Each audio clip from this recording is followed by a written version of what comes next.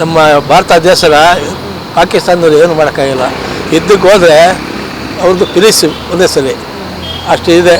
ಪ್ರಧಾನಿ ಮೋದಿಯವರು ಭಾಳ ಇದು ಮಾಡ್ತಿದ್ದಾರೆ, ಮಾಡಬೇಕು. ಈಗಾಗಲೇ ಉಗ್ರ ನೆಲೆಗಳ ದಾಳಿ ಕೂಡ ಆಗಿದೆ ನಿನ್ನೆ ಟೈಮಲ್ಲಿ. ಹೌದು, ಜಗತ್ತೇ ಮಲಗಿರುವಾಗ ದಾಳಿ ಆಗಿದೆ. ಮೋಸ ಅಲ್ವಾ, ಮೋಸದ್ದು. ಯುದ್ಧ ಆಗ್ಬೇಕಂತ ನೀವು? ಇಲ್ಲ, ಯುದ್ಧ ಆಗಲೇಬೇಕು. ಅವ್ರು ಸಭಾ ಇದು ಮಾಡ್ಬೇಕಾದ್ರೆ ಯುದ್ಧ ಆಗಲೇಬೇಕು.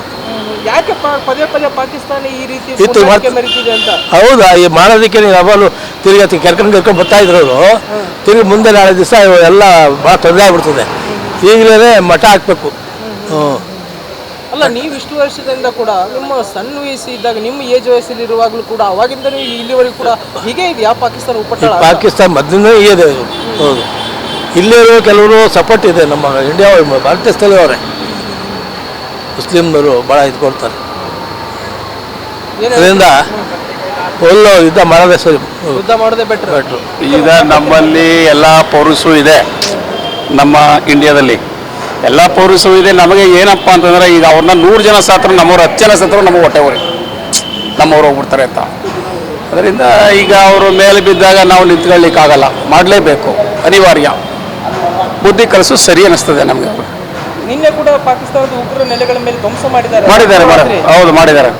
ಸಿಗ್ತಾ ಅಂತ ಚೆನ್ನಾಗಿ ಮಾಡಿದ್ದಾರೆ. ಭಾಳ ಒಳ್ಳೆಯದು. ಉಗ್ರಗಳನ್ನ ಮಟ್ಟ ಹಾಕೋದು ಭಾಳ ಉತ್ತಮ.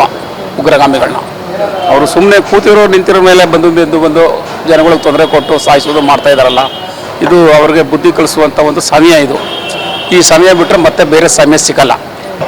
ಇದು ಸರಿ ಮಾಡ್ತಾ ಇರೋದು ಅನ್ಸುತ್ತೆ ನಮಗನ್ಸುತ್ತೆ. ಮೋದಿ ಅವರು, ಭಾರತೀಯ ಸೇನೆ, ರಾಜನಾಥ್ ಸಿಂಗ್ ಅವರು ಒಳ್ಳೆ ನಿರ್ಧಾರಗಳನ್ನ ತೆಗೆದುಕೊಳ್ತಿದ್ದಾರೆ ಅನ್ಸುತ್ತಾ? ಹೌದು, ನಮಗೆ ಸ್ಟಾರ್ಟಿಂಗಲ್ಲೇ ಮೋದಿ ಸ್ಟಾರ್ಟಿಂಗು ಪ್ರೈಮ್ ಮಿನಿಸ್ಟರ್ ಆಗ್ತಾಳಿಂದ ಅವ್ರ ಮೇಲೆ ನಮ್ಮ ನಂಬಿಕೆ ಇದೆ. ನಮ್ಮ ದೇಶ ಉದ್ಧಾರ ಮಾಡ್ತಾರೆ ಅನ್ನೋ ನಂಬಿಕೆ ನಮಗಿದೆ. ಬೇರೆಯವರಿಂದ ಕಷ್ಟ ಇದೆ.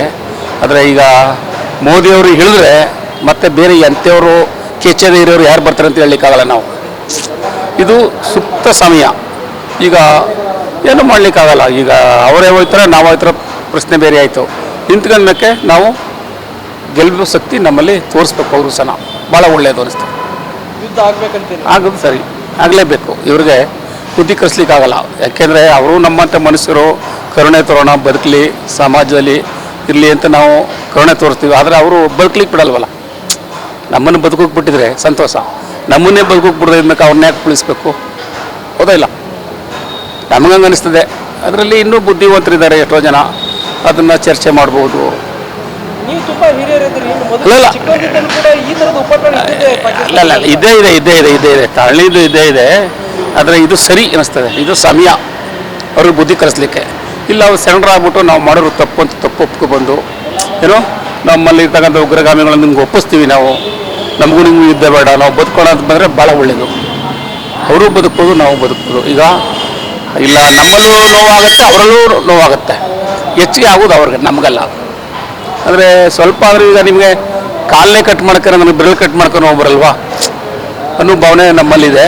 ಅದು ಬುದ್ಧಿವಂತರಾದರೆ ಅವರು ಶರಣರಾಗೋದು ಉತ್ತಮ. ಅವರು ಉಗ್ರಗಾಮಿಗಳು ಶರಣ ಮಾಡ್ಬಿಟ್ಟು ಇಂಡಿಯಾಕ್ಕೆ ಬೇಡ, ನಾವು ರಾಜಿಯಾಗಿರೋಣ ಅಂದರೆ ಭಾಳ ಉತ್ತಮ. ಇಲ್ಲ, ನಾವು ಮಾಡೋದೇ ಸರಿ ಅಂದರೆ ಇವ್ರಿಗೆ ತಕ್ಕ ಬುದ್ಧಿ ಕಲಿಸೋದು ಭಾಳ ಉತ್ತಮ. ಕಾಶ್ಮೀರಕ್ಕೆ ಹೋಗಿದ್ರಾ? ಇಲ್ಲಪ್ಪ, ನಾವು ಹೋಗಿಲ್ಲ. ನೋಡ್ತಾ ಇರ್ತೀವಿ ಟಿ ವಿನಲ್ಲಿ. ಇದರಲ್ಲಿ ನೋಡಿದ್ರೆ ನಮ್ಗೆ ಗೊತ್ತಾಗುತ್ತಲ್ಲ ಪ್ರಪಂಚದಲ್ಲಿ ಏನಾಗ್ತಾ ಇದೆ ಅಂತ.